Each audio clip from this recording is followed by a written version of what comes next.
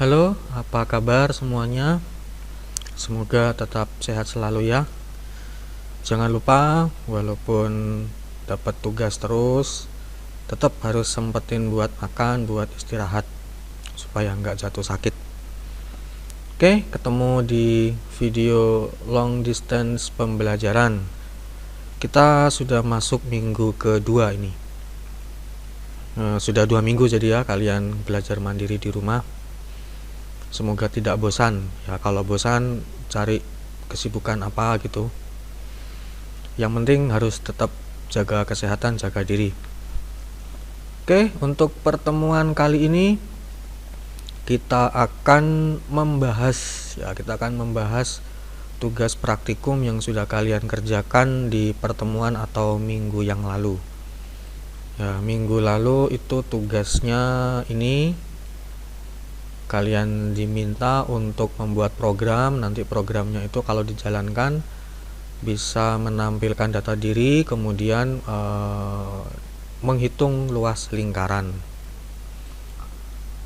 Oke, kita mulai ya. Masih sama, kita nanti masih menggunakan tutorialspoint.com tuh, kemudian kita akan coba untuk mengerjakan ini. Yang sudah bisa ya silakan tetap mencermati supaya lebih yakin. Yang belum bisa silakan juga memahami. Oke, di sini sudah saya sediakan 6 buah variabel. Nah, jadi kalian sudah nggak perlu mikirin ini nanti perlu pakai variabel apa aja, tipe datanya harus apa saja, sudah nggak perlu dipikirin karena sudah saya sediakan di sini. Kemudian untuk ini sudah saya beri penegasan juga, nama, kelas dan nomor absen silakan sesuai dengan identitas kalian masing-masing. Kemudian nilai pi, ya nilai pi kita gunakan 22/7. Kemudian jari-jari nanti bebas, mau boleh berapapun, mau menggunakan yang dicontoh ini juga boleh, atau mau menggunakan angka yang lain juga boleh. Kemudian rumusnya masih sama ya, rumus luas lingkaran setahu saya belum berubah, pi r kuadrat. Ya, tapi kuadrat memang belum pernah kita bahas, walaupun ada nanti di Pascal. Tapi kita buat simple saja, pi kali r kali r. Itu ya, secara umum nanti akan seperti itu untuk penghitungannya. Oke, kita ke layar editor. Oke. Ini kita hapus. Kita mulai, begin. Lalu di bawah sendiri n. Nah, karena di sini sudah diketahui variabel apa aja yang akan dipakai dan tipe datanya beserta tipe datanya, maka di sini kita bisa langsung melakukan pendeklarasian. Nah, langsung aja kita ketik var itu ya untuk mendeklarasikan variabel. Lalu di sini ada variabel nama dan kelas. Nama dan kelas itu tipenya adalah string. Ya, nama dan kelas. Kita masukkan dulu nama, kelas. Tipenya adalah string. Oke, kemudian kita gabung jadi satu supaya nggak terlalu banyak nanti barisnya. Absen di sini tipe datanya adalah integer. Oke ya, maka di sini kita tulis absen tipe datanya integer. Ini nggak harus dispasi banyak gini ya, soalnya supaya lurus saja, supaya rapi. Kemudian, nah ini semua tipe real bisa kita jadikan satu. Ada pi, ada jari-jari, ada luas. Pi, jari-jari, luas. Ini tipenya real. Ya, oke. Walaupun ini mau dipisahkan satu-satu semua bisa ya, cuman akan lebih banyak makan tempat nanti kalau dipisah-pisah. Oke, variabel sudah kita deklarasikan, nama, kelas, absen, pi, jari-jari dan luas. Ada 6 variabel ya, ada 6 variabel. Oke, sedikit penjelasan, memang ini belum ada atau belum saya sampaikan di postingan video saya yang kedua yang membahas mengenai variabel dan tipe data, belum ada memang, yaitu beberapa aturan penulisan nama variabel. Oke ya, Saya ambil contoh dulu, ini agak kita otak-atik dulu ya. Misalnya di sini, nah ini aja yang jari-jari. Contoh misalnya mau saya tulis lengkap jari strip jari. Nah, nanti ini pasti error. Kita akan coba execute.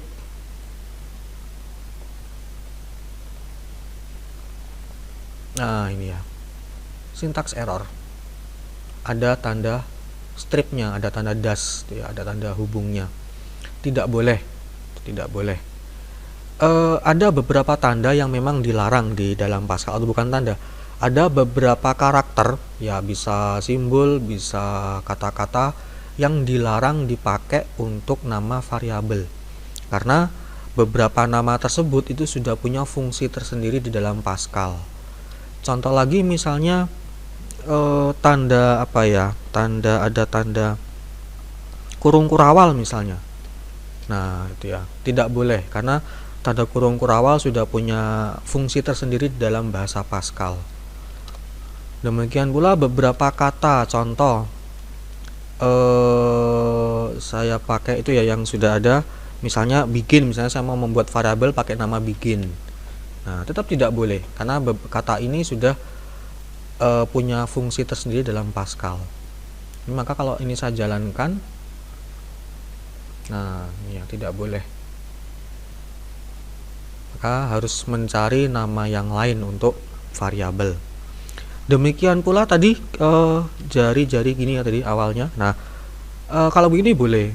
Cuman artinya gini, ada angka seperti ini boleh. Ya, tetapi angka itu jangan ditaruh di depan. Ya, apapun maksud penulisannya, pokoknya nama variabel tidak boleh diawali dengan angka. Diakhiri dengan angka boleh, di tengah-tengahnya ada angka juga boleh, tapi tidak boleh diawali dengan angka. Kita coba. Nah, ya tetap tidak boleh, tetap error. Itu ya, jadi itu ada beberapa aturan untuk membuat nama variabel. Tanda titik pun juga nggak boleh, misalnya jari titik jari. Nah, tidak boleh. Itu ya, jadi ada aturannya. Memang biasanya yang salah pencet. Waduh.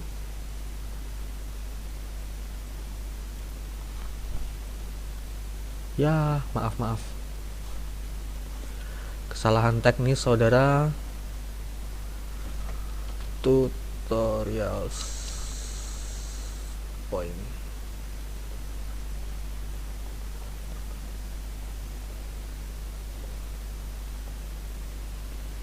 Ya, kesalahan bukan pada layar monitor Anda. Oke ya, nggak apa, kita mulai. Tadi ada var, kemudian nama kelas, ini tipenya adalah string, kemudian ini absen, tipenya adalah integer. Kemudian tadi ada pi, jari-jari dan luas, tipenya adalah real.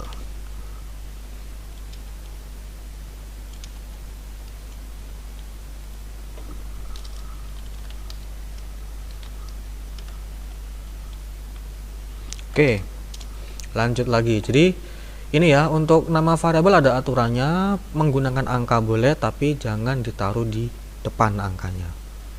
Ya, kalau seperti ini bisa, ini saya jalankan, saya execute. Nah, memang karena belum ada isinya, ini kan hanya notif bahwa variabel ini nggak kepake, tapi nggak ada error, artinya secara sintaks, secara aturan penulisan sudah benar. Ya, nanti tinggal kita melanjutkan menuliskan perintah algoritma di sini. Ya, ini sedikit tambahan untuk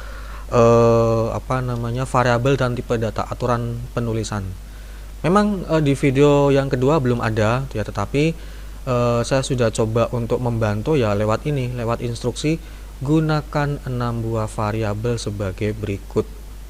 Artinya sudah semacam saya wanti-wanti, awas loh, pakai ini aja, jangan pakai yang lain. intinya istilahnya begitu. Tapi mau menggunakan yang lain pun boleh, nggak masalah, pokoknya selama memenuhi aturan yang tadi itu ya untuk penamaan variabel. Oke, kita lanjut lagi. Nah, variabel kita sudah punya, sudah kita deklarasikan. Sekarang kita akan menginisialisasi, artinya kita akan memasukkan data-data tersebut ini yang tadi di soal ini, mulai dari nama kita, kelas, absen, ukuran-ukuran ke dalam variabel. Oke, kita mulai dari nama. Nama titik 2 sama dengan tadi misalnya Charlie. Ini asal saja ya. Suprapto. Oke. Kemudian kelas titik 2 sama dengan misalnya 10 MIPA 1 misalnya. Oke ya. Kemudian absen. Absen itu tipenya integer. Nah, karena integer maka tidak boleh menggunakan tanda petik. Ya, langsung angkanya. Misalnya tadi absen 5. Nah, nama kelas absen sudah. Sekarang untuk pi, jari-jari dan luas. Pi itu kita buat sesuai di soal, permintaan soal 22/7. Ya, 22/7. Ups. 22/7. Kemudian jari-jari, nah ini bebas mau dibuat sesuai dengan dicontoh 10 boleh. Tuh ya. Nih. Ini diminta 2 angka di belakang koma ini ya. Nilai pi dan jari-jari ditampilkan dengan format 2 angka di belakang koma. 2 angka di belakang koma. Tetapi di sini pada waktu kita menuliskan kode programnya tidak harus langsung diberi koma 00, tidak, karena nggak akan ngaruh. Bisa muncul 2 angka di belakang koma atau 1 angka atau nggak ada koma, itu kan nanti kan yang menentukan pada saat kita menuliskan perintah output menggunakan tanda titik 2 itu ya. Di video tutorial sudah saya posting juga. Oke, nanti kita lihat jari-jari sudah ini sudah kita inisialisasi semua, tinggal ya kalau mau dirapikan di spasi-spasi begini. Nah, tapi tidak harus ya, sekali lagi tidak harus.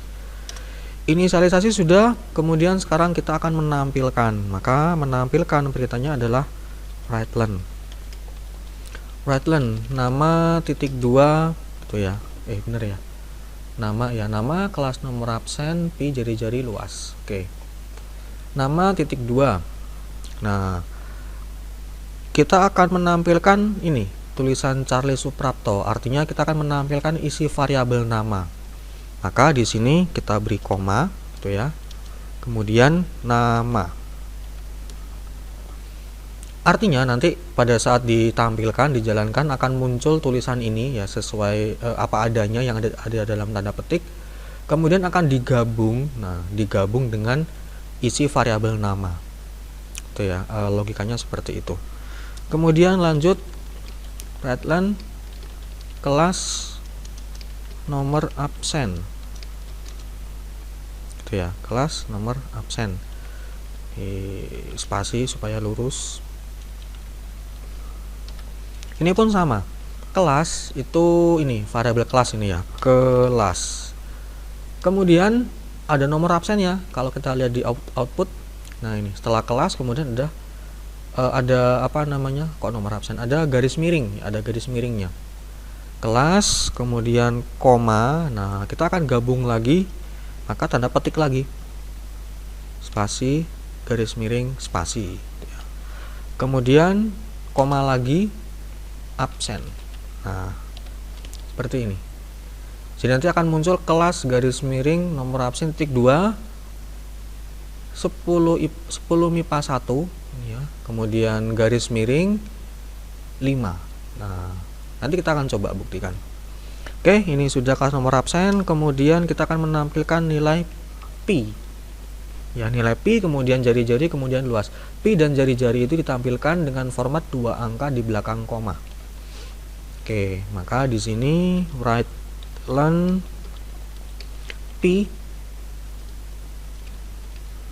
kemudian koma,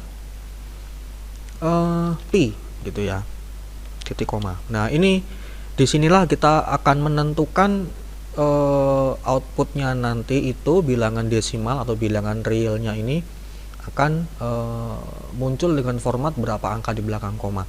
Di sini kita menentukan, bukan waktu menginisialisasi. Jadi ini mau diinisialisasi seperti ini saja nggak masalah, tuh ya. Bahkan ini pun mau saya tulis jari-jarinya 10.00, tetapi di sini hanya saya tampilkan seperti ini, ya nggak akan muncul 2 angka di belakang koma. Kita akan coba nanti, kita akan buktikan. Rightline yang kedua adalah luas, tuh ya. Luas, nanti ini akan menampilkan luas. Oke ya. Iya, ketinggalan tadi yang luas ya, belum kita hitung.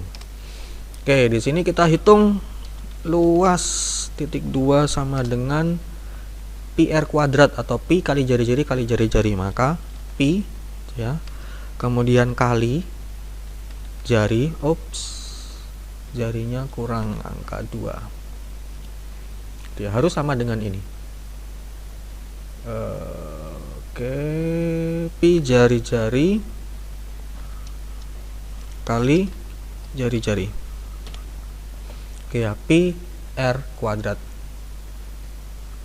Oke, ini juga kurang 1 tadi, rightline jari-jari.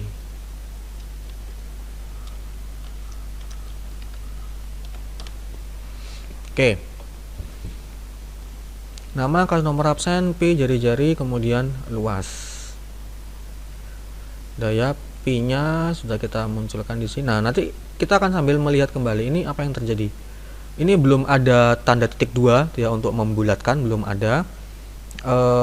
Walaupun di sini sudah saya buat jari-jari itu 10.00, tapi yang saya katakan tadi ini nggak akan ngaruh selama di sini nggak ada perintah untuk membulatkan. Ya, kita akan coba di sini execute. Nah, ini tetap mereka akan muncul dengan format atau dengan bentuk eksponen perpangkatan, gitu ya. Karena di sini sama sekali nggak ada perintah untuk membulatkan. Walaupun sekali lagi di sini sudah ada titik 00-nya, nggak akan ngaruh. Oke ya, ini saya hapus. Kemudian di sini titik 20 titik 2, ini 2 angka di belakang koma, maka titik 2 2. Ini pun juga sama, titik 20 titik 2 2. Luasnya titik 20 titik 2 1, karena untuk luas itu 1 angka, diminta 1 angka di belakang koma. Oke, ini saya jalankan lagi. Nah, oke ya.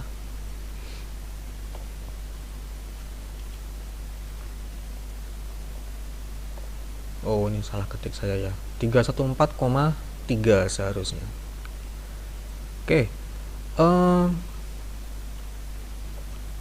Itu kalau jari-jarinya adalah 10. Ya, kalau jari-jarinya adalah 10. Sekarang kalau jari-jari saya ubah dengan bilangan lain, ya sama aja nanti sesuai dengan penghitungannya. Saya buat 5 misalnya. Saya jalankan. Nah, ketemu seperti itu. Oke ya.